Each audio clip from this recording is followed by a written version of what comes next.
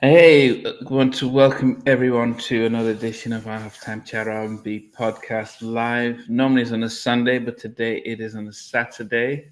As usual, we've got myself and Mr. Stevie Street. But we're really happy and proud to introduce a guest, um, Lorena from... Is it Lorena or Lorena? Lorena. Lorena, right. Lorena from Total R&B. And Stevie and I will go a little bit into her channel and what she does. It is definitely amazing. But we're glad she's coming to join us today from all the way from sunny Canada.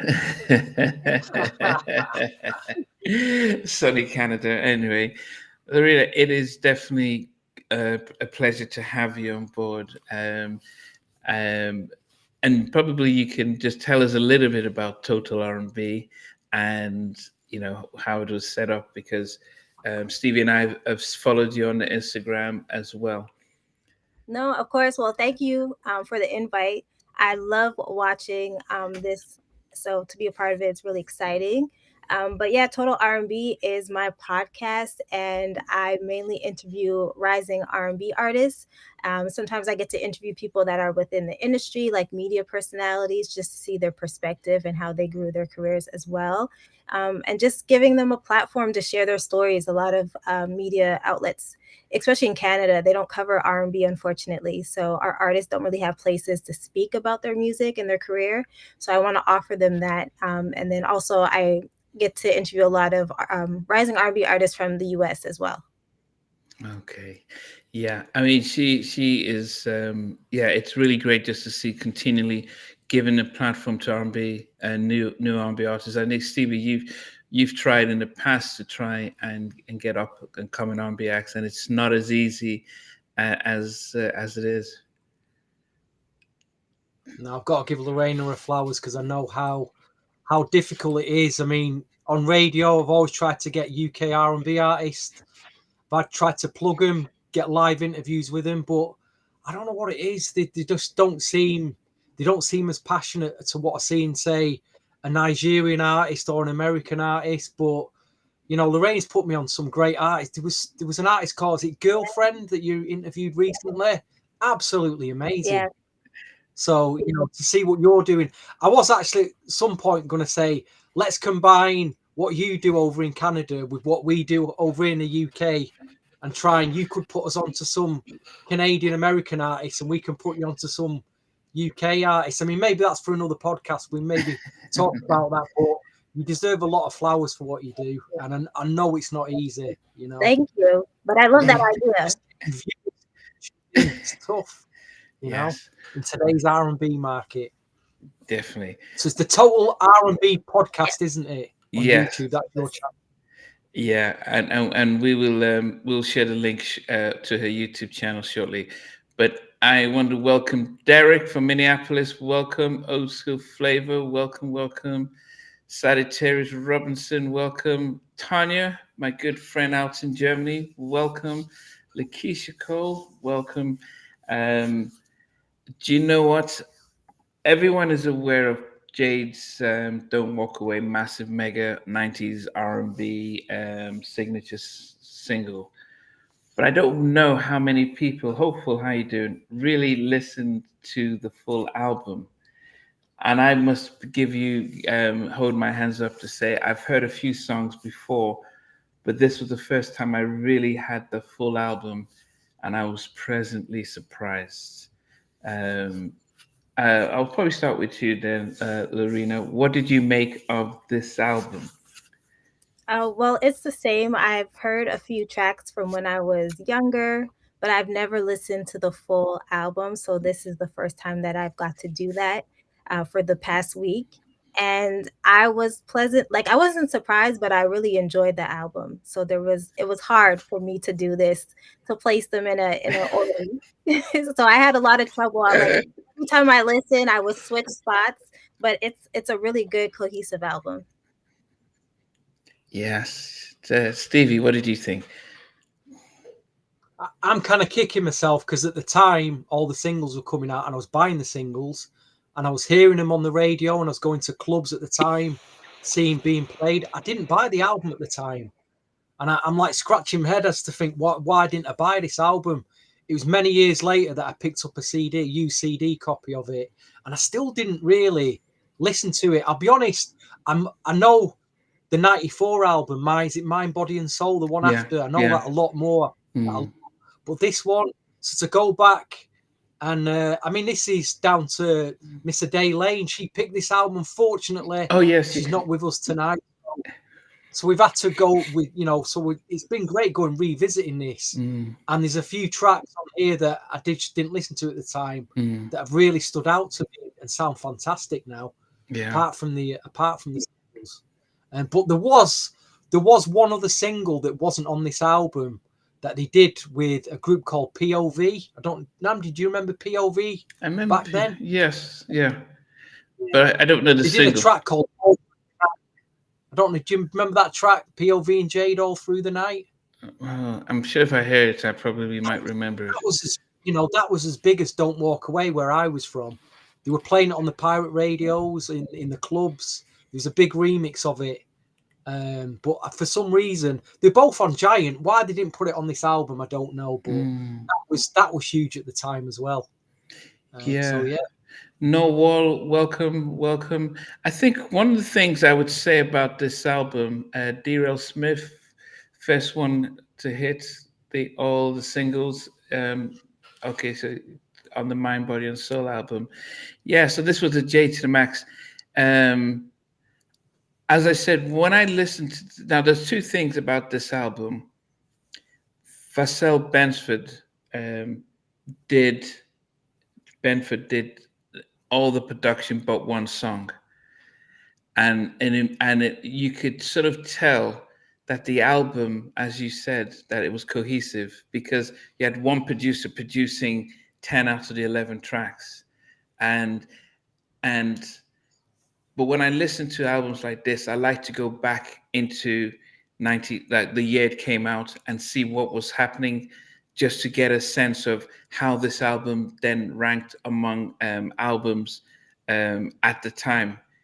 And let me show that I'm just going to run through a couple of the albums that came out the same in '92. We had Mary J's What the 411. We had En Vogue's Funky Divas. TLC's debut album, on the TLT tip. Prince had Love Symbol. We had High Five, Keep It Coming. We had the Bobby album. Sade did her Love Duets, which was her greatest hits. We had Boomerang soundtrack. We had the Bodyguard soundtrack. We had Brian McKnight's debut album. Love that album. We also had Shy, If I Ever Fall in Love album.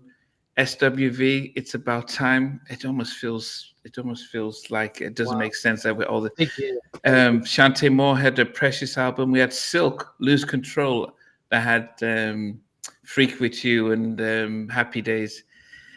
Portrait, Here We Go Again. And Portrait's debut album came out. Let me see. Yeah, we had Albie Shaw's Sexy Verses, which Warner Brothers didn't really promote as well. Chucky Booker's Nice and Wild. So that's when he had Games, Why You Playing Games. Hard and Smooth by Rex and Effect, which was kind of snuck in there. And That's Effect. Jodeci's Come and Talk to Me. I think that was the greatest hits album or single. Criss Cross, Crossed Out, That's Effect. R. Kelly's Born Into the 90s. That came out then. I think Charlie Wilson had an album that came out with Stephanie Mills, Something for Real. We Soul to Soul, Volume 3, Just Right. I think Immature came out with On Our Wildest Worst Behavior, and Christopher Williams' Changes album. So Lorena, when you think of all the albums I've just mentioned that came out in the same year, along with Jade's album, and you think about the kind of music that we're getting today, and I'm sure you probably weren't even born when this album came out, but what did you make of that list of all the albums that came out in '92? There was a lot of good music that came out that year. I was born. I was young. I think I was like 6, but Okay. I was around. There's a lot that you mentioned, like Mary J. Blige, What's the 411, and Vogue. So maybe it was hard for them to cut through the noise of what was happening that year because there was a lot of classics that came out. So I think the album may have been overlooked, but they have a lot of gems on this album. Yeah, yeah. I mean, Stevie, what did you make of the list of what came out? I was in college at the time, and I was also I'd met my best DJ friend. He was in a record shop. So he was a DJ in clubs, so he was taking around clubs. He was also on the radio. He had a radio show on a Monday evening, very late. It was about 11 o'clock at night to 1 in the morning. So he would get a lot of these records sent. I remember him getting, Giant Warner Brothers sent him the Jade album to play on the radio. So we was playing it on his radio show at the time. It was a major distraction from my college course as well. Go to clubs and do, I was filling out one of my first music industry jobs that that I wasn't getting paid for was filling out PRS forms for when you're on the radio, you had to jog down what track you was playing. So you had a list of all the tracks that were played on the show, and it gets sent off to like this. I don't know what it was. It was some radio thing where the artist would get paid. So I was spending my evenings writing all these tracks down. But yeah, a huge year for me. Not having much money to spend, I couldn't afford maybe an album and a new single at the weekend. Just try to afford all these albums. That's probably why I didn't buy the Jade album. There were so many great albums coming out. I just couldn't afford everything, and I just didn't buy that Jade album. Oh, you didn't? Okay. So I moved to America in November of '92, and so this album came out a week after I arrived in America to go to university, and it was and I think "Don't Walk Away" was released November of '92. So "I Want to Love You" came out in September, but "Don't Walk Away" was the big one that really that became the staple. So I listened to that song, and it just instantly reminds me of when I relocated to America, and so that song made a massive difference. But when I've listened to this album, I do wonder if the singles that they released after "Don't Walk Away" came out could have made some changes as to who the third and fourth singles are, which could have made a difference to this album. And I would also say that, and I don't know if any of you picked this up, when I listened to this album, I got vibes of the Janet album. And really, yeah, and Tanya, the one who's the light skin, there's some of the songs she sang in a tone that's very reminiscent of how Janet sings, which is one of them would be I Want to Love You. Yeah, I think "I Want to Love You." If you listen to it, in her tone is very much how Janet would sing, but the album didn't sound R&B. It sounded that type of popish R&B, kind of how Janet's album was like. But the Janet album came out exactly a year later. So it's almost, I would say, they almost listened to this and took some influences from this. Maybe not, but it felt like actually this album wasn't straight R&B like most of the ones I've said. It had the opportunity to actually go have a broader market because the way it was produced. Now they had songs like "Mr. Do Right," which were straight up the R&B charts, but a number of other songs were songs that could easily have crossed into the sort of like played on Kiss and stuff. Maybe I'm wrong, but did any of you guys get any of that vibe, or was it just my ears? I'd have to go back and listen again. Okay. Okay. I mean, before I heard "Don't Walk Away," I'm sure "I Want to Love You" I'm sure I heard that first. Yeah, that was the first single. It was soundtrack, Class Act with Kid and Play. That's where I first heard the name Jade, and then they released it as a single. So that to me was like a Vassell. That production on that sounded like a Vassell Benford production. Yeah, because I was listening to what the previous stuff he'd done with LaRue and other artists. So that sounded to me like a proper New Jack Girly, New Jill swing track. And then by the time Don't Walk Away dropped, that was just that just went up into Mars, that record. You know what I mean? It was huge. You know, it still is today like a 90s. That still is today a 90s classic. Emily. You know, it's the test of time. Emily. Oh, Mr. Benson's. I didn't go to the Temple and Bolton. I didn't go. So, yeah, Benson. Did I ever go to the Temple of Bolton, that's a town about 10 miles away from me. No, I didn't. There is a record shop that I've been to a lot down there though. That I've had hundreds and hundreds of CDs out of. You might know it actually. The new Doja Cat album feels like a throwback to this. It does. There's some Janet vibes on the new Doja Cat album.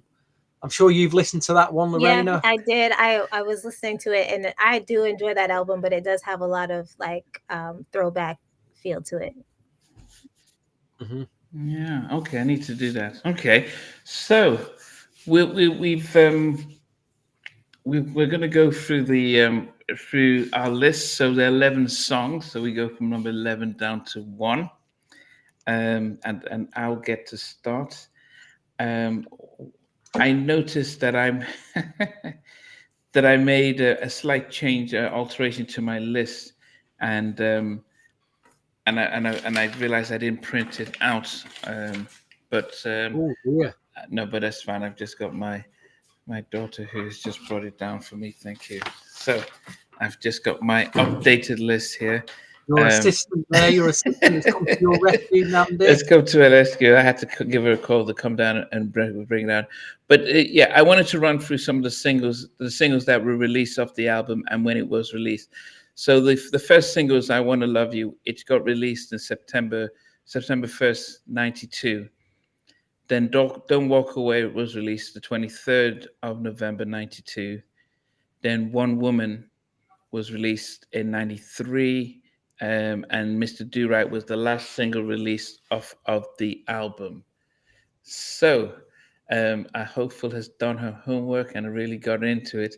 So my first single, my number 11 for me was "I Want Your Baby."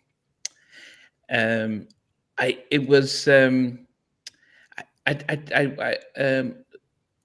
wasn't too it was. I didn't know if it was what they were trying to do with the production with that. It could have been a dance. If they could have made it into a dance track, it could have been. But it just felt like it was halfway here and there. Definitely a nice, interesting track, but it wasn't my favorite out of the 11 tracks on there. So it comes in at number 11 for me. Stevie, what comes in at number 11 for you? It's very funny you say that because I did originally have that at number 11 because it does sound to me, it sounds like a demo of "I Want to Love You Down." It sounds like that would have been the demo for "I Want to Love You."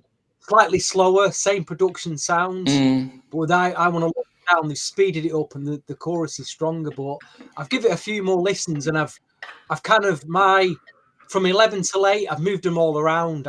Just couldn't make my mind up where to put them all. But you, Lorena, you've used the word cohesive. I'm going to use the word formulaic for this track at number 11. And I've gone with the ballad, "Give Me What I'm Missing." Nice, but just very formulaic 90s ballad that. Just didn't really give me that oomph. There's a few more ballads on here that really give me the R&B oof. So, and that wasn't one of them. It's a nice track. I can listen to it, but it's easily forgettable as well. So that's my number 11. Let's go easy on Lorena tonight with the red and yellow cards. Now, it's the first podcast, so we'll give her a pass this evening. Won't go too harsh on her. Thank you. Okay, What did so you have for number 11? for my number 11, which again, I changed my order many times, but this one kept going back and forth. So it is I Want Your Baby at number 11. Um, I felt the Okay. same way. I felt like there were stronger up-tempo songs on the album. Hmm. I just didn't really connect with this one. And then there's certain parts of it that I did like that was really catchy, but overall, it wasn't a track that I was going back to listen to like over and over again. Okay. Yeah. Yeah. Yeah. Okay. That's really interesting, and then I like the reflection as well. Okay. Number 10 for me reminded me of and that's why I said I got this vibe of Janet's album, but not even the Janet album. Remember when Janet had a song called "Go Deep"? Yes. We go deep, and then and in that track she has, so you can hear the people in the background talking and stuff. And I got the same vibes with "Out with the Girls." It gave me the same vibe. Now this came out before Janet's two albums with where those songs were. Um, and also gave me, with Zane, everybody. It just had that same sort of vibe. But as I said, this album came out first. But I thought the Out with a Ghost Now not too bad. Um, but I thought there were still stronger singles on there. But the same, same production team, writing production team, um, put it in, created that. So that's number 11 for number 10 for me is Out with the Girls. Hopeful had that at number 11, and then she's got I Want a Baby with number 10. Stevie, what's your number Interesting. 10? This track has got a very mid-tempo feel. The beat's a bit offbeat as well, so kind of like you're trying to dodge your head but it's kind of like out of time. It's one of those tracks that had grown me, I think, with more listens. But I've started my top 10 off with That Boy. Wow. It's got a very offbeat, mid-tempo feel to it. And again, it needs to grow me more. I like, it's not. I don't dislike it, but I feel like it's going to grow on me. Nice, nice track. Okay. Tanya, I agree. Number 10, 11 have to do my list tomorrow. Okay. She's an hour ahead of us out in Germany. So, yeah. Okay.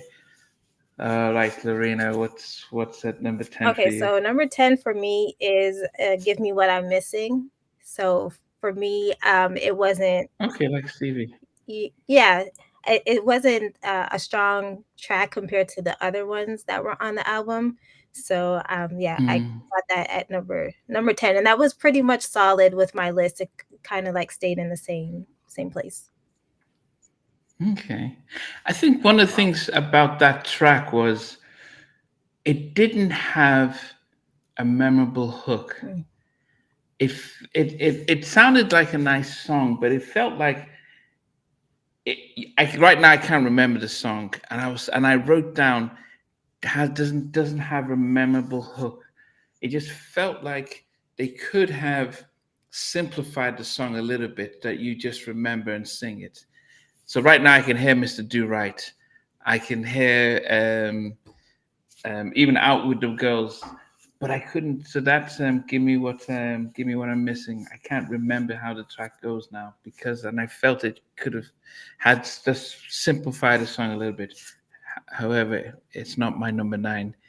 Number 9 for me was why did I put it at number 9? Maybe because it was it was I felt it was a good remake. I felt like they added some things to make it a little different, but I still didn't. I still it wasn't as different to me. It wasn't Shante Savage. I Will Survive. I heard that and I didn't know that it was a remake of the Gloria Gaynor dance disco track. So this felt like okay, it's a remake like where Mary's doing. I'm going down. It's like they're almost not, they're not flipping the record. And I think if they had done that, it could have been higher. I must admit that the ladies sounded excellent when they sing. I think they gave me En Vogue vibes when they sing. But number 9 for me is Don't Ask My Neighbors. Wow. Just because it was as a remake, I just felt like I think it was the Emotions. The Emotions original's Yeah. a killer, an absolute killer track. yeah, Vocal on that. I think it and yeah, Brave for taking it on. Very brave for taking it on. and as I said, the gold standard to me will always be Shantae Savage. I Will Survive, where you just flip the track, where you're like, oh, that is just so different that you don't even think of the original.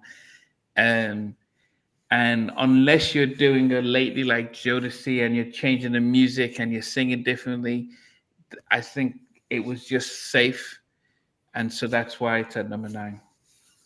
Okay. Wow.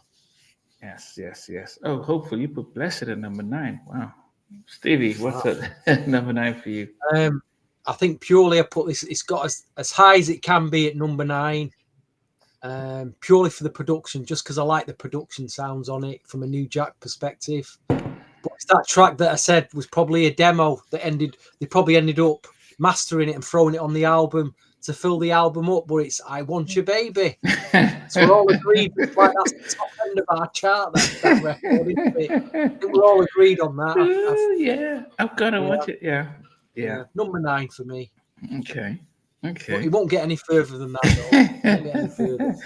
No, it's in the bottom 3, if there was ever a bottom 3. All right. Hey, Chim Beach, welcome.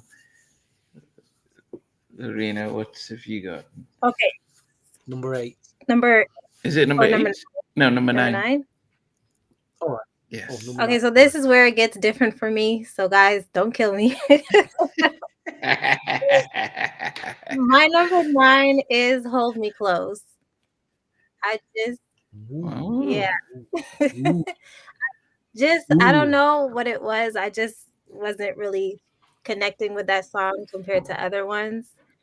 So it went at number 9, but it's a song that was shifting in my list, but in the end, there it led.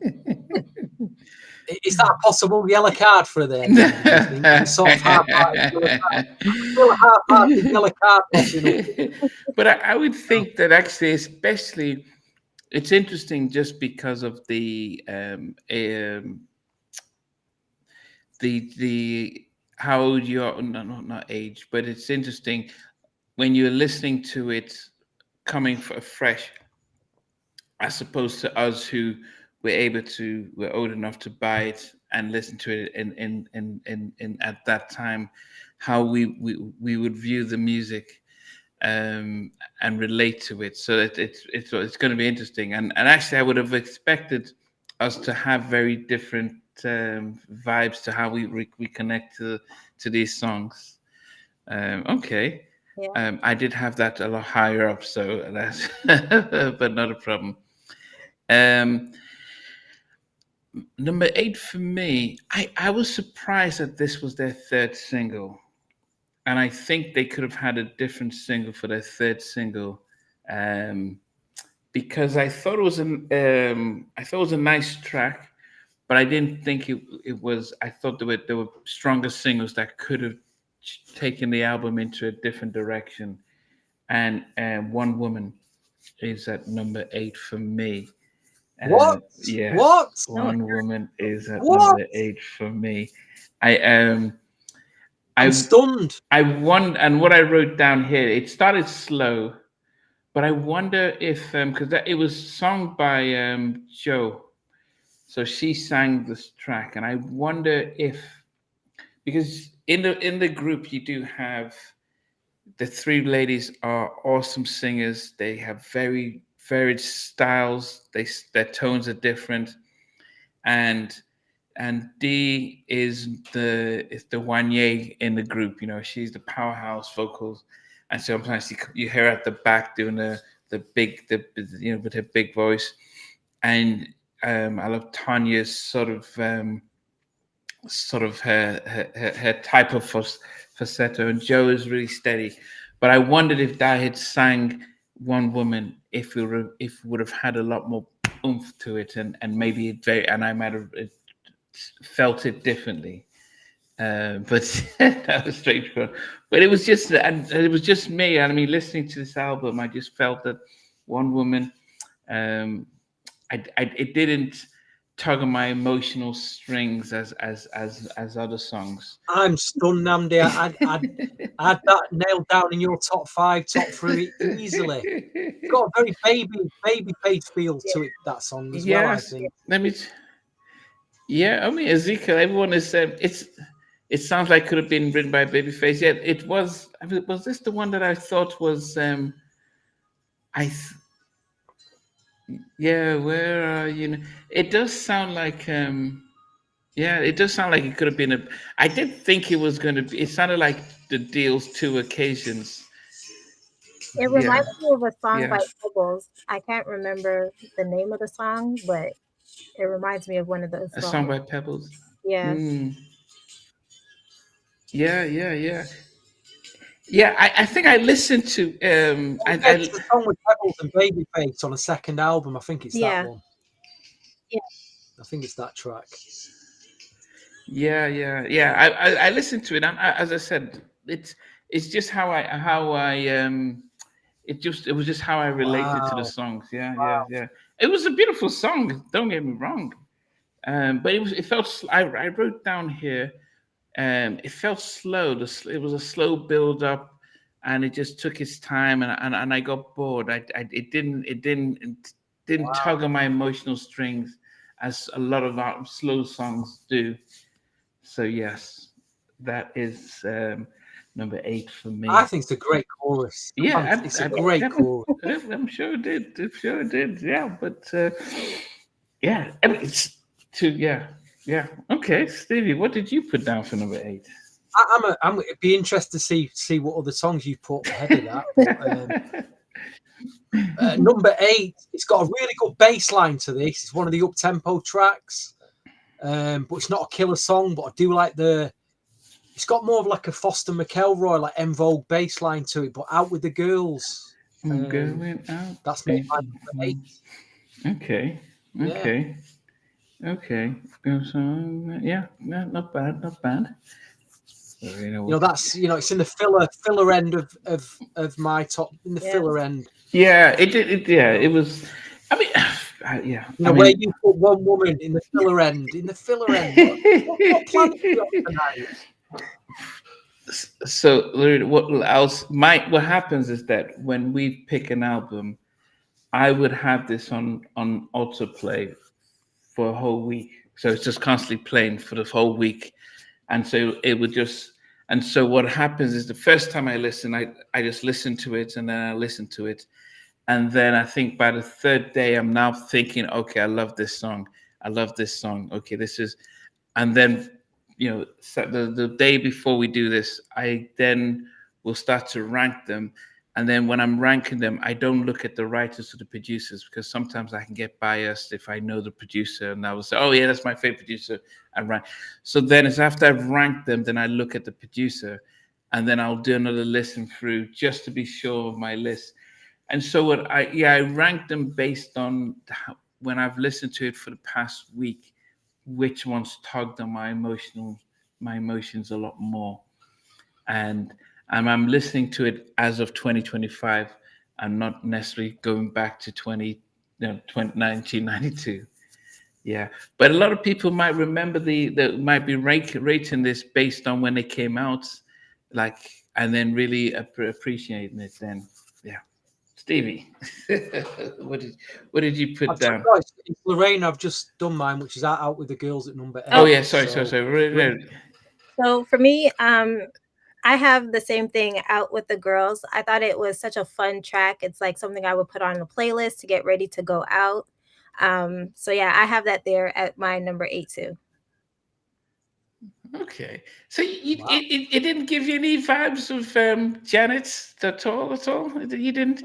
Oh, Zane, Everybody. Like now that you mention that, yeah, it's like in the same realm of that.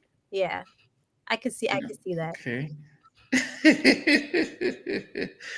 I'll tell Goodness. you what, Okay. Nanda Rain has got this chart spot on at the moment. Well, because she's following your. You know, really has. She's got it nailed. That'll be interesting to see now what the rest she puts. She's got it nailed on at the moment. No red cards here, no yellow cards. No red cards. So my number 7. I thought I actually did like it as a song, but I said earlier that I didn't think. I thought when I kept listening to it, I said, "This is a nice song, but I'm gonna forget it tomorrow. I'm gonna forget it after I've listened to it, because it didn't have a hook." And when you listen to the other sort of like ballads, like "I'm Looking for Mr. Do-Right," that just felt simple. It felt like we're not going to sing too much. We're just going to focus on the hook, and that would draw you in. And I felt this one giving me what I'm missing. It just felt like a long title, and I just felt like it just didn't. It wasn't memorable, but I thought they sang it beautifully, and I thought it was a beautiful track. And at the time, I listened to it. I think, oh, I like this track. And then by the time the next track comes in, I just forget it. And I thought, it just doesn't have a memorable hook. So giving me what I'm missing is at number 7 for me. Because at the time I listened to it and enjoyed it. But I can't right now I can't even remember how it goes. So you've basically put a track that you can't remember how it goes ahead of One Woman. Mate, that doesn't make because I do whatsoever. Yeah, no, because I actually prefer the track. I felt I prefer the track, but I think it's just the fact that what was missing from it was the fact that it just didn't have something. It just they could have simplified it to make it a lot more memorable. And you've put this but ahead. When I'm listening to it, My Neighbours as well, mate. Because I give you a vote in every podcast, don't I? Yeah. You know, I'm a big boy. I can handle it because as I said, I put a lot into listening to these tracks, and I make sure that as I said, I listen to it. Podcast. No. And as I said, it's the general vibe as to how I'm going, how I feel right now. But yes, giving me what I'm missing. Giving me what I'm missing. Wow. Oh well. Okay, Stevie, what did you put? This got as high as number 6, and I bumped it back to number 7, and I feel kind of bad about that. But it's on the strength of the song. The song is a killer. It is a cover version.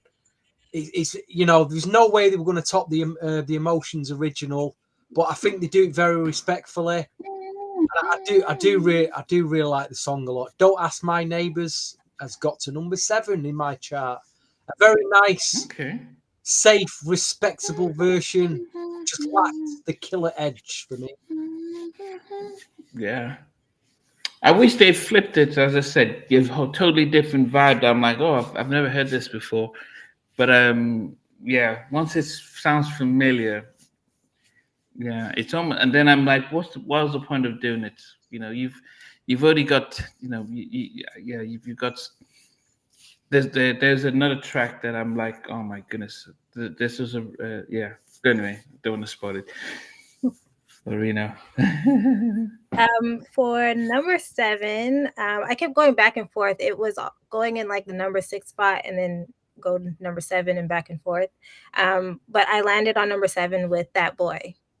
So that is my number 7 pick, which was really hard. I really do like that song. But yeah. It's like that. Okay. But yes, it's got, like you say, that offbeat kind of feel to it. It is a grower, that. I need to listen to it more. Yeah, no, definitely. It kept growing on me the more I listened to the album.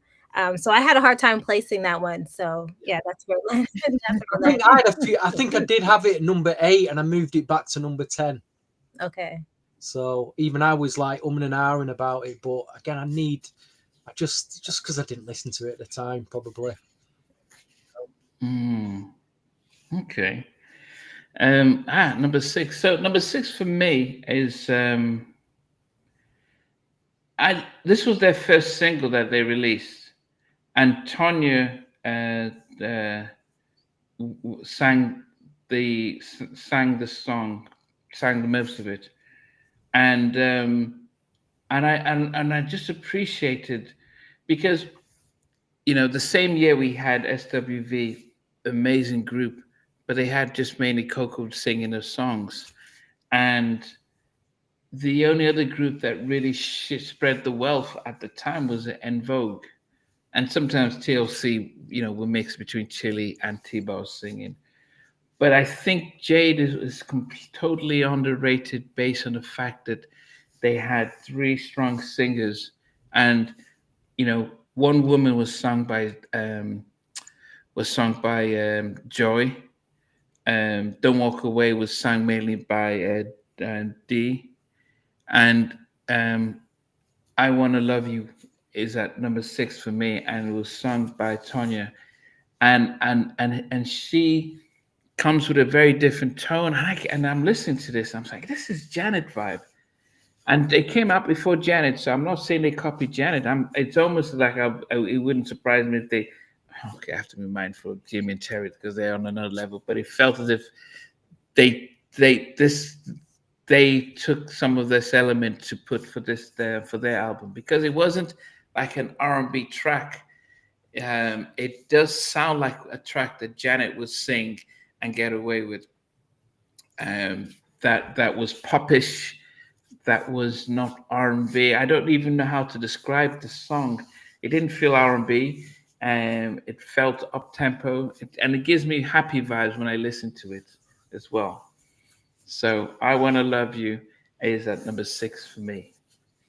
I'm trying again make sense of what you've just said there, Namdi. It's like it's got a Janet vibe, but it came out before Janet. It did come out you before make sense Janet. of that because I'm struggling. Help me out here, please. Help me out. It was sung six. the way Number six as well. What Namdi? What is going on with you tonight? it was sung the way Janet sang on her album, her 92 album, a 93 album.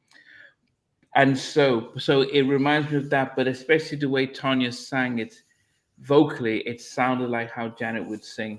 I'm not saying that we've got an R&B celebrity podcaster on tonight. From Total R&B. And and look what you're doing, Namdi.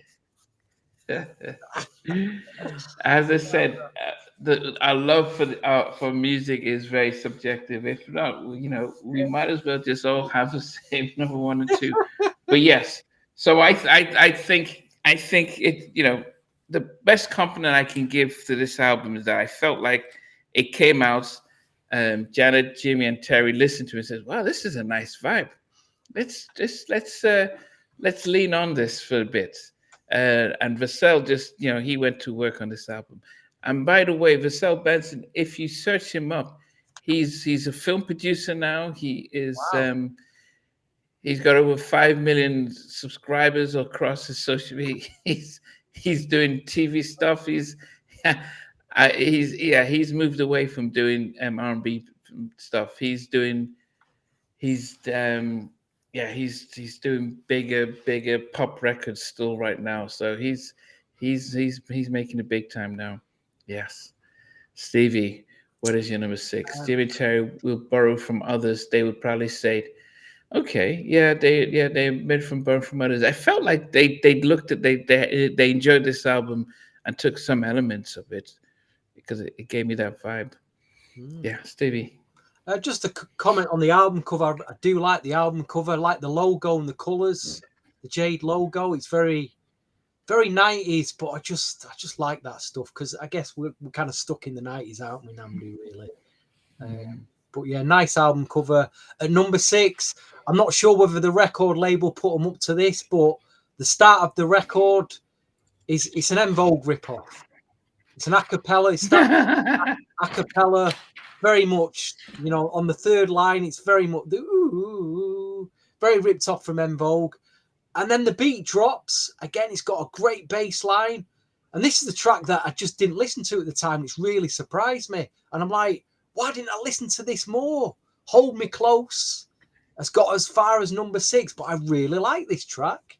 Really, really like it. Really good, upbeat, En Vogue-ish type swing beat track. Is he still in Focus rip-off? The beginning, if you listen to it, it is En Vogue. It's complete En Vogue, the acapella. It's from their debut single. So, but Hold Me Close is at number 6, and again, I do like this track a lot. It was actually it was going to be in my top 5, but something pipped it in my top. I thought I had my top 5 nailed down, and then something else picked it, so it's ended up at number 6. Otherwise, it would have been in my top 5. Thank you, please. Okay. Yeah, I mean, Chim Beach was saying that the album it cut close, sort of, the same black and white with the color of their names on it. So I could see that. Yeah. Okay, Marina. So for number 6 would be the remake that they did that you guys have higher on the list, which is Don't Ask My Neighbors. I love the original by The Emotions, but I do like the choices that they made in their version of it. I feel like The Emotions, when they're singing the verse, it's more like chopped the way that they're singing the words, like it just cuts each word. Theirs flows a little bit different, even though the original has like live instruments that are in the song, where this remake doesn't seem to. It's still, I feel, is a strong remix, so I have it at number 6. Wow. Yeah. I think if it's one of those songs that if I hadn't heard the original, I might have enjoyed it more, I think. And I wonder, I think it was Christopher Williams' Come and Go With Me that really just made me just think, actually, if I'm hearing something that's a remake, I need it to be completely different. And in the 90s, what they started to do is everyone started, and they weren't doing as much of that in the 80s, but they did a lot of that in the 90s, especially the first half of the 90s. They were doing, everyone had to first do it. I think after Jodeci's Lately, everyone had a Stevie Wonder remake on their album. Whether it's Rhythm in the Sky, whether it's Blackstreet Loves and Need, and stuff like that, and sometimes they got away with it and did something different, but a lot of times they just sounded exactly the same, and just a little sweetness with stuff. But I listened to this and I enjoyed it and appreciated it, but I could only keep hearing the original in my head. But you gave Jim Beat says good analysis, so well done. Number 5, okay, top 5. So when I get to number 5, and when it's in, this is like, okay, it could have gone anywhere. The songs. This is when I'm like, okay, I really love this side. I wrote down, I love the intro. I love the vocals. I had optimistic written down here. Sounds of Blackness, optimistic. It gave me some of that vibe. It also gave me some vibes of some Janet vibes. And I didn't think it was a ripoff of En Vogue. I think it showed that these girls could actually sing. And in them vocals, they weren't hiding behind the music. Because when I think of vocalists, En Vogue is always was always number 1. But I then think about, say, Brownstone, because they just used to sing like with the wow, hold me, and if you love me, that was almost screaming out. And when they're doing a live performance, I think I listened to this like, man, I didn't realize Jade could sing like this. Because a song like "Don't Walk Away" is the music, the production that we remember, and yes, we heard the vocals in there, but we remember the music. I'm listening to "Hold Me Close," and and I'm like, well, they can, not only could they sing, but it's the kind of record that would come out. They say the Brand Nubians, like this was like a British soul type of song that it didn't seem common for black R&B artists to have this kind of song and this type of tempo. It felt like a dance house, pop rockish type of track, and I think Dance house. I Pop think rockish. Rock. How we got rock? it well, pop rock was when you say pop rock, it meant that right We now could cross over to pop rock. Is that what you mean? it could cross Like over that. to That be explains able it to a bit kiss. more, 'cause It there's could no rock in it. There's no it could big cross pop over. guitar in it, Namdi. No. Yeah, pop rock was always like it could be on Kiss. It could be um it could be yeah. I'm trying to remember some of the artists who would normally perform during that time. But it ran with British soul, and I think I thought that this should have been um after Don't Walk Away. I thought they could have done this single because they could have, but this is where the politics of the music industry would have held these ladies back. Is because this was a song that actually, if they had just given it to their pop department, it would have been pushed across pop radio and done extremely well. But they would have pushed it to R&B. And if you're competing with SWV's Right Here and I'm So Into You and Mary's and What's the 411 and Reminisce, you can see that they're like, now that they're not going to be getting the same kind of airplay on the R&B charts. And I think that's why I think this album was a beautiful album, but I think they just struggled to really get it pushed. And the album's success was really off of Don't Walk Away and maybe Mr. Do Right. So I'm saying all this to say that Hold Me Close is at number 5 for me.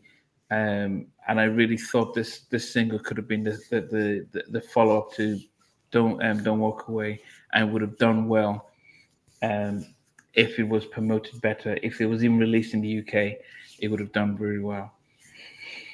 All right, Stevie. Basically, Hold Me Close. I'm going to say it because it took Namdi 10 minutes there. It took him 10 minutes to tell us what that record was. But I'm going to say it in 1 minute. Hold Me Close was an inferior version of En Vogue's Hold On. That's all it was, an inferior The acapella is that line, your number 5? They go, ooh, is like the last acapella line in En Vogue's Hold On just before the beat drop. It's exactly the same. And then it's got the bass line in it. I like the track, but it's purely based on En Vogue's Hold On.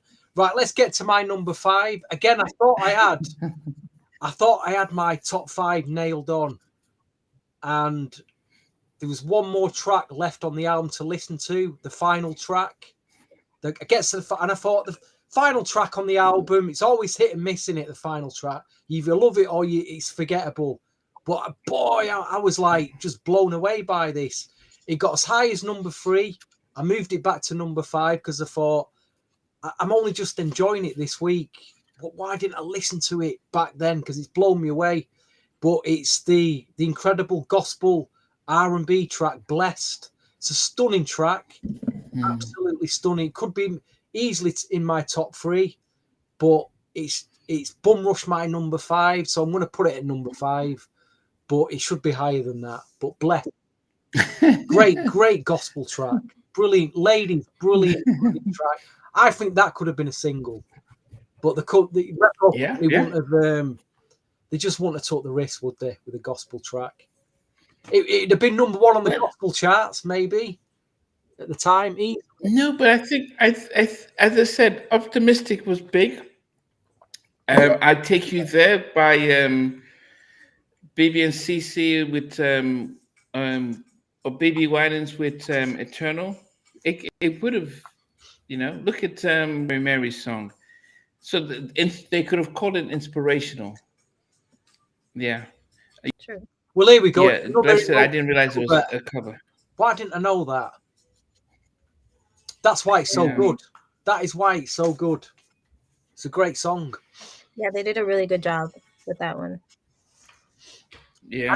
I need to re-listen to my Emotions albums. I have got them. I need to listen. This is the problem with having too much music, folks. Too much music in your collection. It's all there, but you just never get around to listening to it. My bad. Lorena, what did you put down for your number 5? Okay, so number 5, the top 5 was really tough, but I really did enjoy the song, and that's "Looking for Mr. Do Right." I think it's like one of the top tracks on the album. It's different than the other songs, and so yeah, that came in at number 5 for me. The real quiet storm. The real Yeah. quiet storm. You know. Yeah, Yeah. it's like real R&B, that record. Well, it's in your top 5 anyways. That's where it should be. In the top 5, definitely. Well, I had it at number 4. Written and produced by the one and only quiet man of R&B, Mr. Anton Wilkie Stewart. He wrote it, he produced it. People might say, have I heard his name before? So he co-wrote with Timmy Gatlin, who formerly of Guy, Make You Sweat by Q Sweat. They also did When Will I See You Smile Again for Belle Biv DeVoe. They also did I Do Need You for Belle Biv DeVoe. And they did one with Ralph. I can't remember the song they did with Ralph. But yes, this was, as Stevie says, quite last night. Okay. But then this had all 3 ladies on vocals, Looking for Mr. Do Right. A very beautiful video. I thought, wow, this was, and this was the only song not done by Vassell, and but it was such an amazing track. I think, yeah, I probably would have had it higher, but the other 3 songs that are higher really pulled on me a lot more. Yeah, Last Night yeah, that's right. Yeah, so Mr. Do Right is number 4 for me. Love the song. I'm going to listen to it again before I dispose of the album and move to the next one. But Stevie, what's number 4? When I mean dispose, it's like it's off the playlist now. Yeah, I have to on to the next album. Yeah, I know what you mean. On to the next. I got one of the big singles, number 4. I got One Woman, made number 4 for me.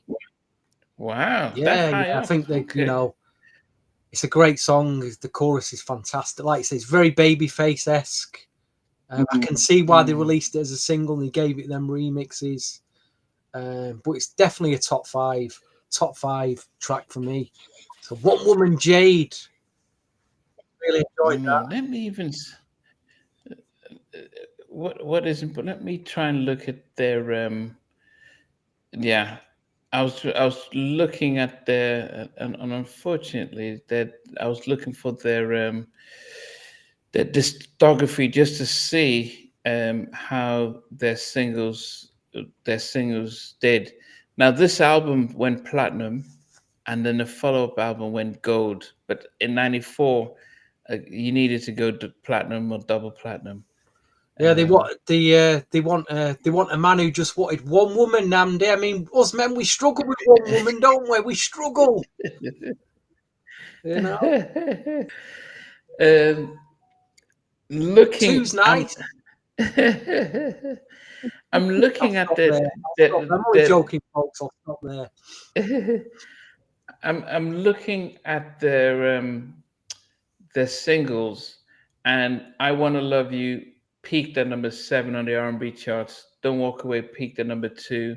One Woman peaked at number 16. Mr. Do Right also peaked at number 16.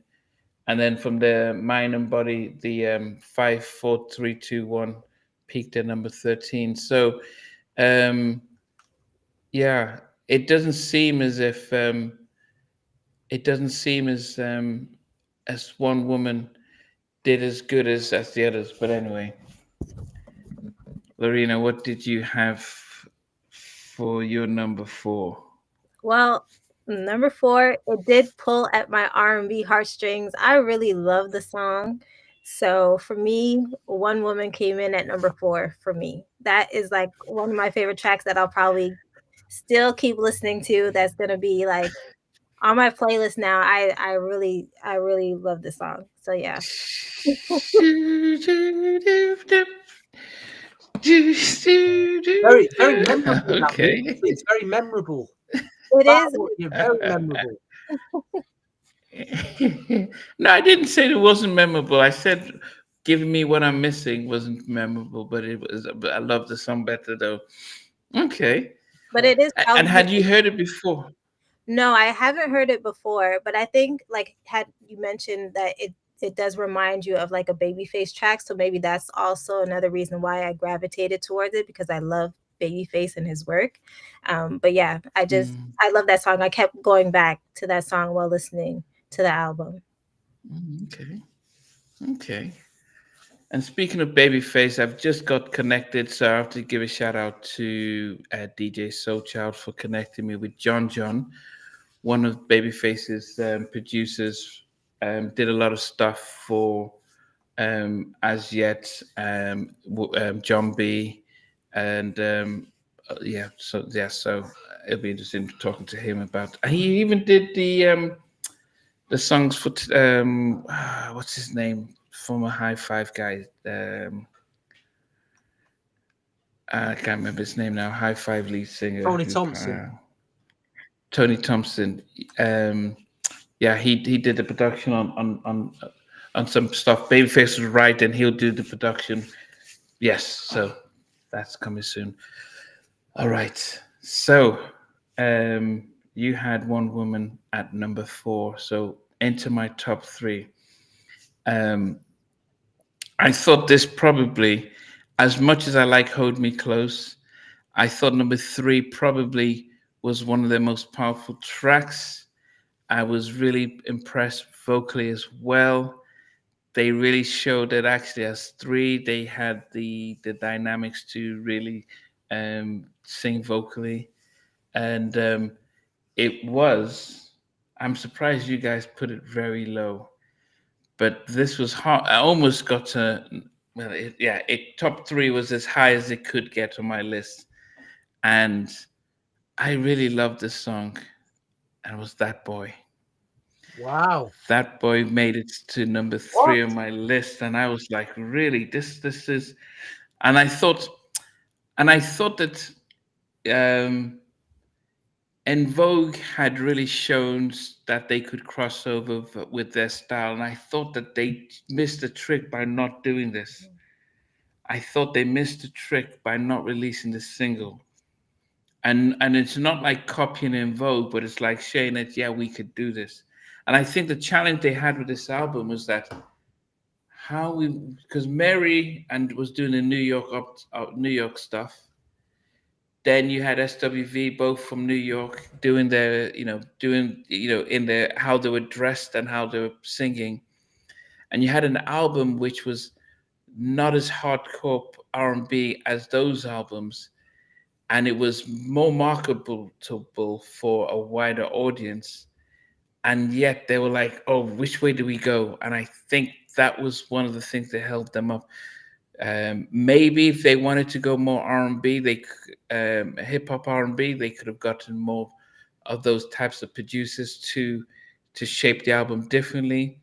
But the way this was produced, I think they were probably looking at En Vogue and trying to go after that market, and then they didn't promote it that same way, because if they did, That Boy and Hold Me Close, they would have released those singles, and they would have probably sold twice as many albums. So Hold Me Close at number 3 for me. Oh, sorry, That Boy And at number 3 I for me. disagree with everything you said there, but never mind. Yeah. Where are we at? Number 3? We could only know. Yeah, number 3 for me. Right, number 3. It's the only single I didn't buy. Probably because there's no remixes of it, and I did check Discogs, and there's a nice, on the promotional CD single, there's a nice cover The back cover's got a nice picture of them that wasn't on the album. So from a collectible point of view, I might just buy the CD, promotional CD single, even though there's no remix of it. It's just the radio edit and album version. And the same with the promotional 12-inch as well. Radio edit and album version. But it's that quiet stormer sex ballad that I like when you get to midnight and you're getting in the mood, and it's looking for Mr. Do Right to do you right is at number 3 for me. You got to do the lady right, Namdi, or she'll leave Mr. you. Do Right. If you don't do it right, Namdi, she'll leave you and cheat on you. In fact, cheat on you if you don't do it right. But it's very, very important that you listen to this 6 minutes of pure quiet storm sexual bliss, mate. Get it right. As a man, you got to get it right, because they're looking for Mr. Do Right. Definitely was, as I said, definitely Wokey is an amazing producer and writer, and really came out with a classic with that one. Okay. Number 3. Yes, number 3. So, I went with one of their singles too for number 3. It's like a very light poppy track. I think Namdi, you said it like brings like a vibe of happiness. It just reminds me of like summertime, sunshine, warm weather, and so that's "I Wanna Love You." That's what I put at number 3. Okay. Yes, definitely number 3. And had you heard it before, or just when you were listening to the album? No, I actually remember the song when I was younger. I just obviously I haven't listened to it in like so many years, but it just had a really good feeling to the track. I really loved it, and I do know it was with a movie too. I think that's kind of how, if I'm not mistaken, how they got together. Somebody was looking for girls to sing that track for the movie, and people had suggested those 3 girls. I could be wrong. Yeah, that was the class. Yeah. Yeah, I can't even remember. But okay, yes. Well, it makes sense, doesn't it? It does make sense, you know. They're in a movie. Let's put these girls together. Let's get this record out, and it worked for them. Yeah. Yeah, definitely. Yeah. But what did you make of Tanya's vocals on it compared to all the other songs? What did you make of her, how she sang it? I loved it. I thought it was the right fit for the track. Like it just has a very light feel to it. So I think they made the right choice of having her sing lead on this particular track. I think she did a really good job. It wasn't overdone or anything like that. Or I didn't feel like it was missing anything either. I think she really nailed it with vocals. And as I said, that's one thing I appreciated about them and the group, was the fact that they all sang and they had different tones, and they were able to showcase that. Even Mr. Do Right, the 3 of them also sang parts of that. And in a way, I would feel that as a group that they won't feel as if one person got the shine. Now, of course, it's different when the biggest single they have was led by one person, but the whole debut album, they all had a starring role in it and stuff. So yeah, that's a beautiful one. Okay, man, I wanted this to be higher for me. I thought it was one of my favorite tracks on the album, and and this is why when I listened to, we went through the entire album, went through the songs, I was able to say, man, these ladies can truly sing. And then one of the songs that really that encompasses how good they are vocally was my number 2. And I think, as Stevie has highlighted earlier, they probably should have released it. Blessed. I think when I listened to the album, and I was going through all the songs, a lot of them took time to grow on me. But this song, from the first time I heard it, I was like, wow, this is. And I was driving to work and traffic, and I'm hearing this song. In fact, that's why I made the video of this me driving with the song, because I was listening to the song and I was like, wow, this is. But I didn't. I was like, I'd hope people won't realize how much I love the song and to know that I actually rated this so high. But blessed, I didn't realize it was a remake because I've never heard the original, and so that's probably a difference. So when you take a cover, do a remake of an album cut, it's a lot different because it's, most of us might not have heard the original, so we hear this and it's like it sounds awesome. um these guys, her vocals really came through on this. You could tell that she was the powerhouse singer. But they were singing in together like a choir. Oh, beautiful track. I wish it could have been higher. I wish it could have been higher. But when I listened to it, I said, okay, top three. All of them, just put it there. Listen You to wish it everyone could else. have been Okay, higher it's than going to be number two. I mean, that's very high, Nandi. Oh, well, as I think, I wanted to do a Sheldon with this, but I thought I had to respect myself and put it at number two. So that's blessed. Yes. Wow. Yes. What about you, Stevie? I mean, I can understand why you got that at number two, because I was feeling the same. It was just, like I say, though, I didn't realize it was a cover. How did I not realize? That's probably why it's so good. But saying that, the production is really good as well. The production has made the track stand the test of time. Number two for me is the first single, I Want to Love You Down. I love the beat. I love that bouncy, upbeat, happy. I love the chorus. I just like the whole track. It would have been number one, but something humongous. So So what did you put down? I Want to Love You Down is at number two for me. I think that's where it should be, that track. I want to love you down. That swing. Oh, I love that swing beat. Great memories. Great memories of that track for me. I've got the Max Import 12-inch single with the 6 mixes on, instrumental. One of my favourite 12-inch singles. That. But also the fact that, as I said, it was. I mean, the way Tanya sings, it sounds. As I said, I don't know if you guys. So none of you guys thought of how she sang it and how Jared sings and that type of soft. I didn't think of Janet at all. I'll be honest, Nandi. Really? Oh, you didn't? No. Okay. Sorry. Okay, that's fine. Apologies. All right, Lorena, what did you put down for your number two? So it's really funny because I was gonna put "I Want to Love You" as number two, but there is another song where I had it in my top three when I first started to put the songs in order.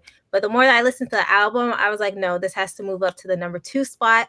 I wish it was a single. I wish more people knew about this song, the remake that they did, which is Blessed. I just thought it was a phenomenal record. They sounded amazing on this. I loved the production and everything. And I also only discovered later on that it was a remake because I was familiar with Don't Ask My Neighbors by The Emotions, but I wasn't familiar with Blessed by The Emotions. So I had only listened to the original after. And I still think the ladies did an amazing job with this cover. It's definitely like one of my favorite songs off of this album. So that's what I have at number two. Wow. How was their version compared to? I've not heard the original, so I only just didn't realize it was a cover until this evening. But how was their version compared to the original? I feel it was similar. So when you listen to it, you're not going to see like a big difference because I think you always look for them doing something a bit different, like making it their own. But I think they just sound amazing. Like it really just showcases their voices. So you get to see them all, listen to them all together singing. And then you can tell like, how like Dee has that gospel background to her voice. And so you see the different, like some of them I find have more of like I guess a jazzy R&B tone, but I don't know, all together it just sounds amazing. Yeah, Tanya. I think Tanya. Yeah. Are you Oh, I listening just to it can't wait. again? I've got to listen to it because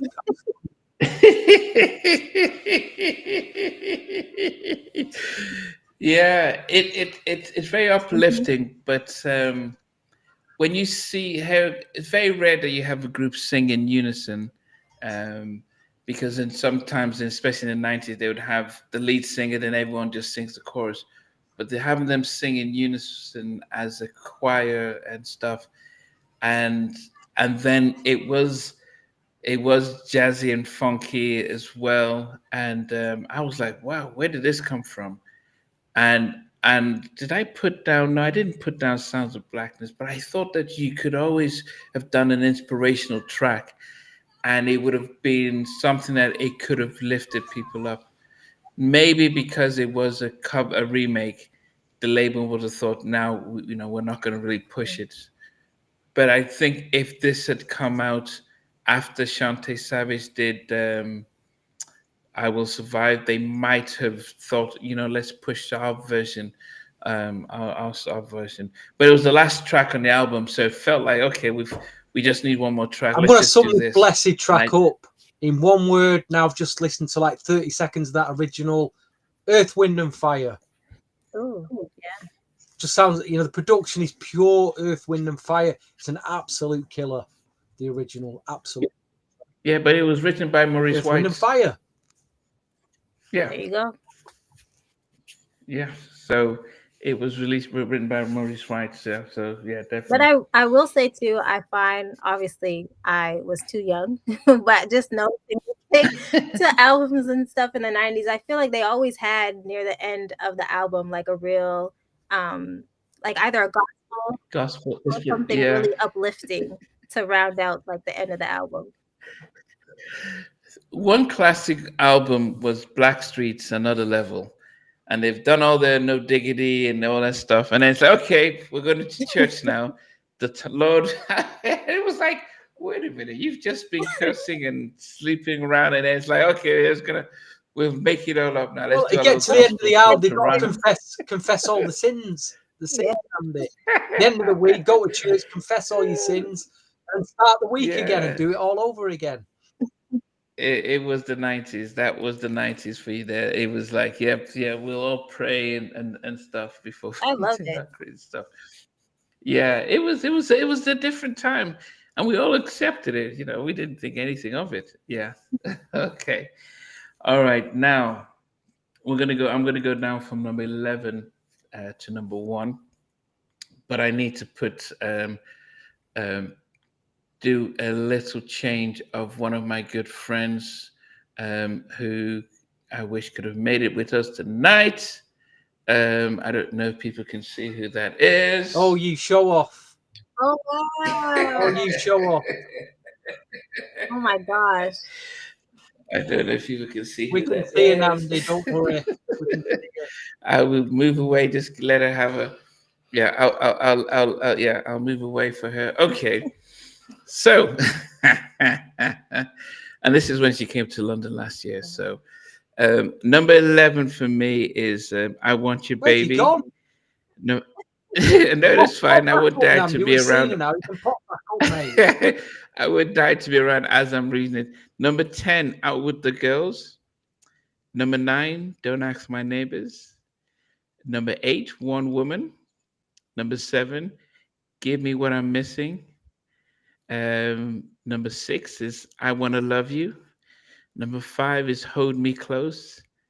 Number 4 is Looking for Mr. Do Right. Number 3 is That Boy. Number 2 is Blessed. And the only track that could really have been number one, was led by this amazing woman up there. She looks exactly the same as she did back in '92 when you do meet her. And Hold on a minute. What and you just when you do meet her? Like we're all gonna meet her, Andy, you know what I mean? Come on. When you do meet when her. you do meet, yes, right, okay. it's a pity we had we chatted for 3 hours. Oh, you chatted for 3 hours Off as camera. well. Not only did you meet her, but you chatted for 3 hours. We chatted for 3 hours off camera. She, probably longer than if I had done an interview, but and so yes, I hope you But missed it. Wasn't too yeah. concerned, mate. Chatting to another woman for 3 hours. Well, I mean, on most of my interviews are that long, but with Dee, she didn't. It wasn't. Yeah, it's when they came into town, and yeah, we got to chat just about life and stuff. But I think because there's a sensitivity around the group now, because Joy and Tanya are we're going out as the ladies of Jade, and Di has the name Jade, and but they're still haven't worked out differences about coming back together. So she's quite wary about doing any sort of interview that might stir the pot. So I had to respect that. So that is why it is hard to, she wasn't forthright, ready to doing any interviews. But number one for me is a song that mirrors my time when I arrived in the US in '92. And I listen to it now. I still can go back to that time. I remember it just felt to me like welcome to the '90s when I listened to this song. The drums are just out of this world. Um, the has vocals are just really out there, and it's just simple. And what giving you what I'm missing failed to do. This song just kept it simple. A few lines, and then the chorus, and the chorus, and the chorus, and it's Don't Walk Away. Um, if I'm doing a top 10 with female groups of the '90s, it will be number one as well. And so Don't Walk Away is to me one of the top five summer and '90s anthems by any artist. If you hear this, you know it's the '90s, and it still lasts. It's just like BBD's Poison. Don't Walk Away is at number one for me. Right, Stevie. We got there in the end. We got.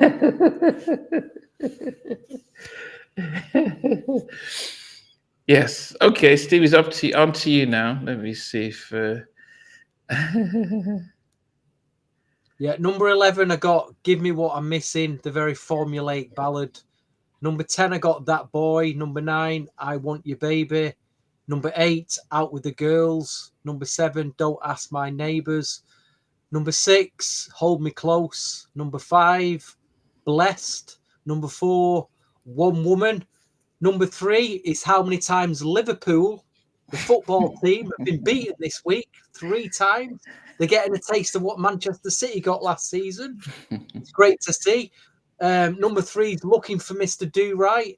Number 2 is I Want to Love You Down. And my number 1 comes as no surprise. Still gives me goosebumps to this day, as it did the very first time that I heard it. And hear it in a club, dancing to it. Nothing else on this album comes anywhere near this track. It just doesn't come close to this track. It's just an incredible R&B track. It is a classic. It'll be a classic forever, and that's Don't Walk Away. I won't drag it out. Don't Walk Away. So there you go. Thank you. Mic drop. Go ahead, Urs. Okay, so my list is at number 11, I Want You Baby. Number 10 is Give Me What I'm Missing. 9 is Hold Me Close. 8 is Out With the Girls. 7 is That Boy. 6 is Don't Ask My Neighbors. 5 is Looking for Mr. Do Right. 4 is One Woman. 3, I Want to Love You. 2 is Bless. And of course, number 1 is a song that I still listen to, that still gets played at parties, that I loved. As soon as I saw the video, I wanted to dress like them. I thought they were so cool. And I still love this song so much, and it's Don't Walk Away. The video's great. I forgot, the video. Glad you mentioned the video, because the video's fantastic as well, isn't it? When they're on them stairwell and they're singing, they look amazing, don't they? Yeah. As I said, I listen to a song and I'm transported back to when I arrived, and I thought, wow, this is, and it was different from what everyone else was doing. It's always strange to me when you can do a big track like this, and there was no real follow up song as big as this on the album. Maybe for me, I thought maybe That Boy or Hold Me Close, but it just sounded so different and so unique. And I'm sure when they heard it, they knew it was going to be a big hit. Haven't heard any remakes of it, but I don't know if a remix would have made much of a difference of this song. Everyone's all a number one. It's very rare that we'll all have the same number one.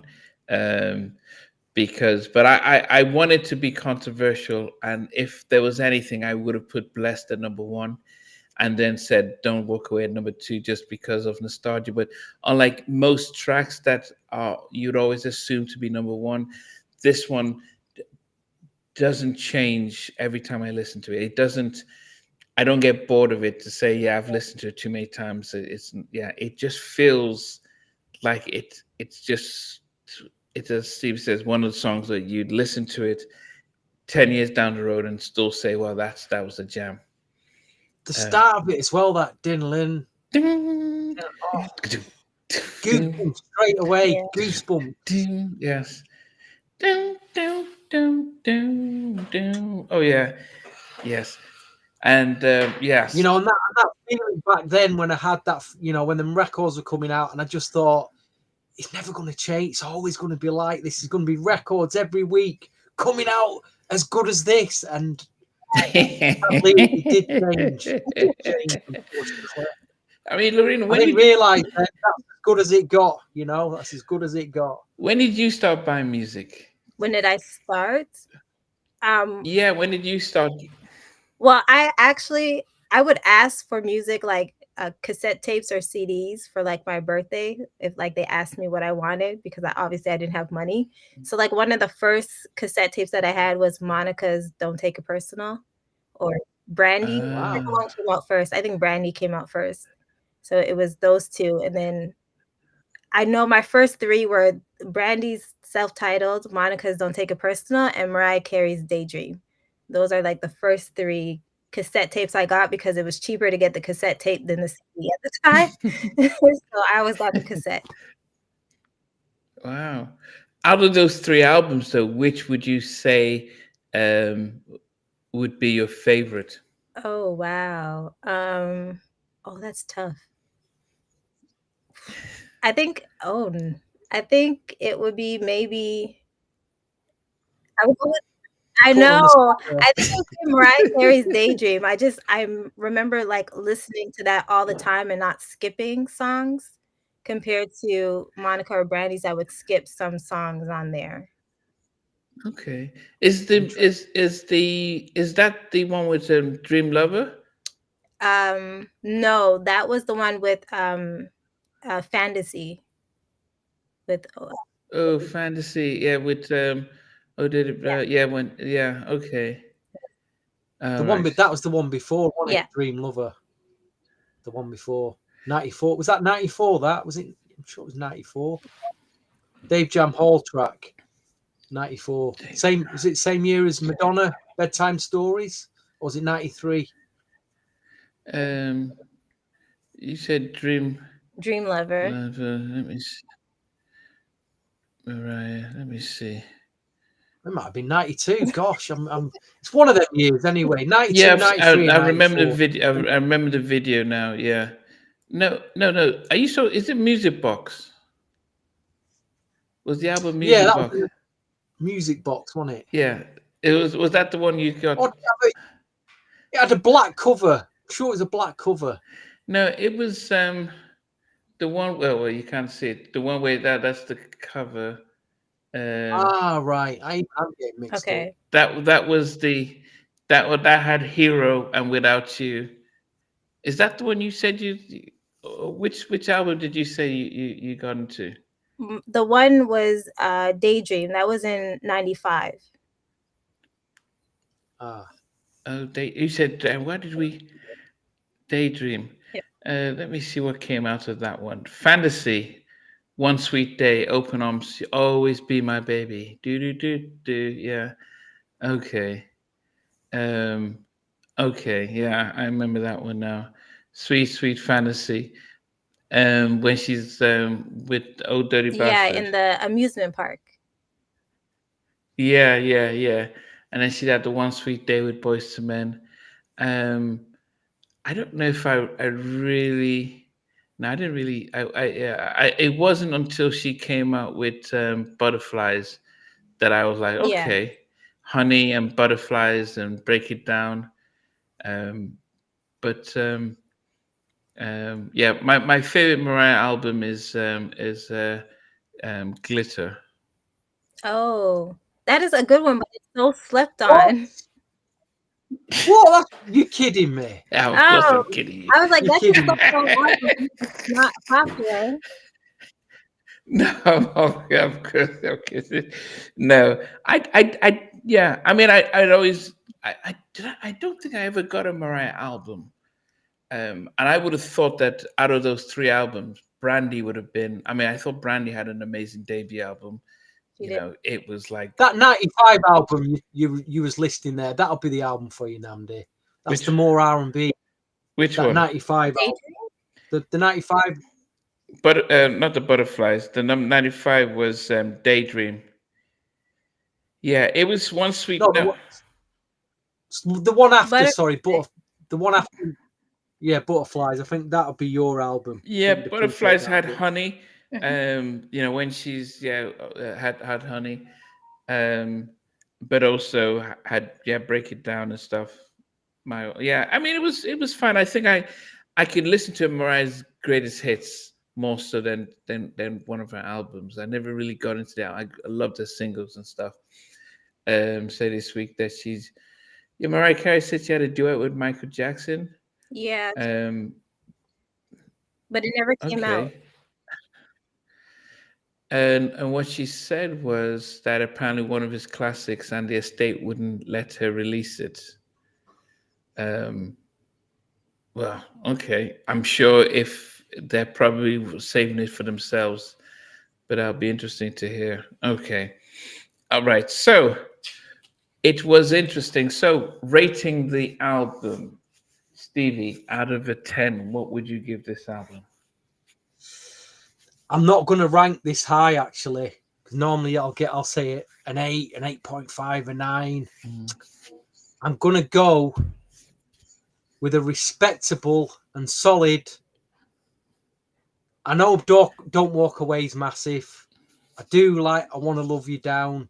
Looking for my top 5 is brilliant, but it's the rest of the album is cohesive but formulaic. That's the other word that I'm going to use, formulaic.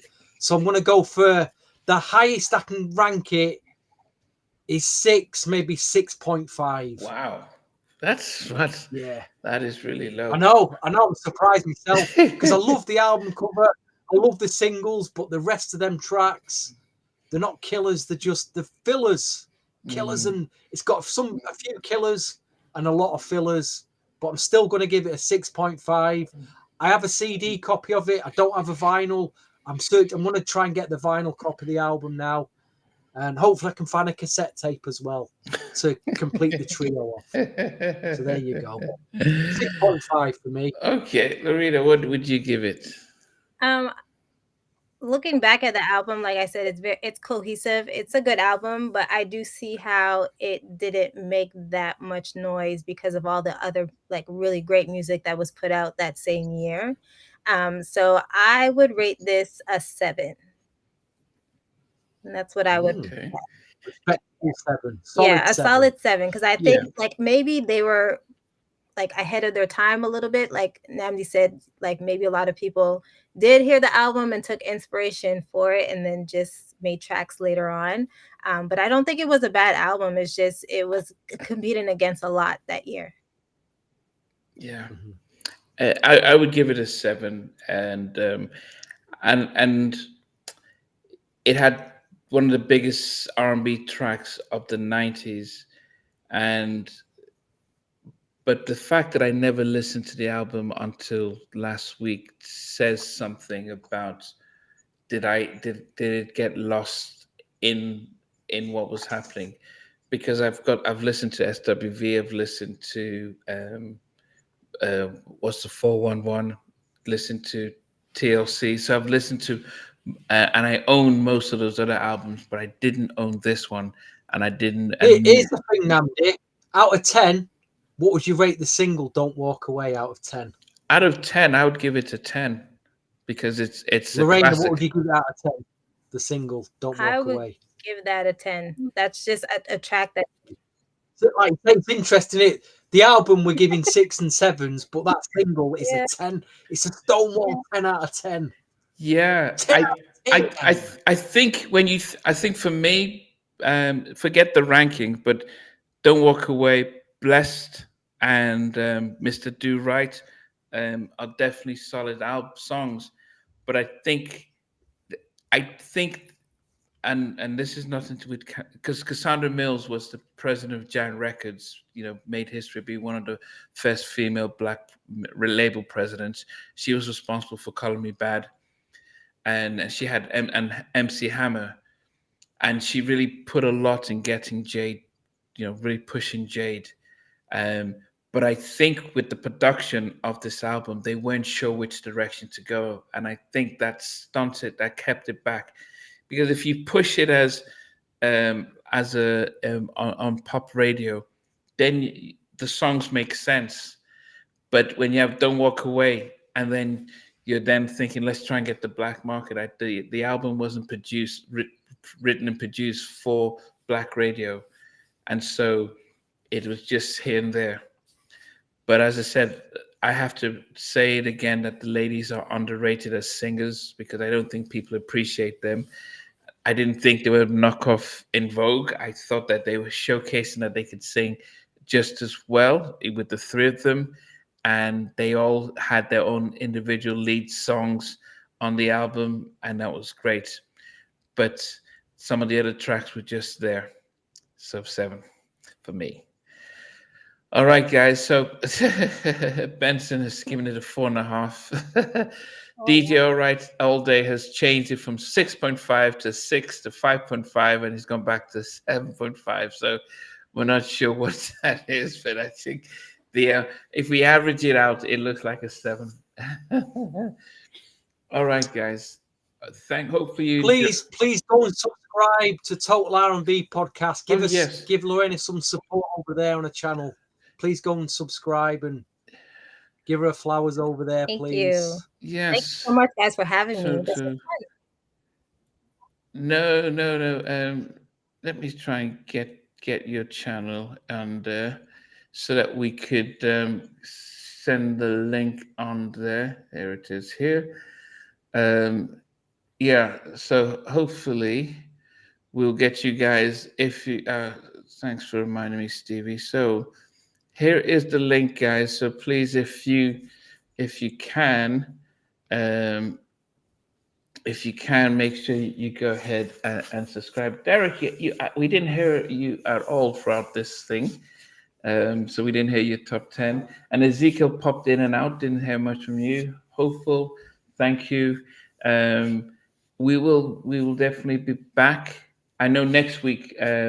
Next week Sunday we are concluding our Jodeci Boys to Men, which will be the battle of the up tempo. So whether it's the times we share together, or Motown Philly, or I can't remember the other ones now, but that will be next week Sunday, with VJ and Andrew Knight returning to the table. We will do another episode of the R&B podcast the following week, and we will come offline to discuss what album that is. But yes, please, if everyone could support Total R&B Podcast, because he's definitely doing amazing interviews with a number of up and coming R&B artists, which is always good to showcase. But anyway, from the three of us this evening, we want to thank you guys, as always, for making the show. and we'll catch you guys next week. Take care. Hey guys, thanks Don't for walk. watching. Thanks for being a part of Halftime Chat. Please remember to subscribe, share, and comment. But most importantly, why don't you become a member of Halftime Chat? We've got amazing videos, amazing perks, and being able to support the channel. But anyway, thanks for watching. Take care. I never participated in that category. And somewhere in between. Us for even loving us, on which I didn't miss you with. What was it like growing up? She's still making an impact on 4 houses down. I have a couple of pieces. Trying to get this one and that one. That works for you, but just for me, No, okay, you're okay. They don't understand what Jonas' voice winning all spirits. Play it.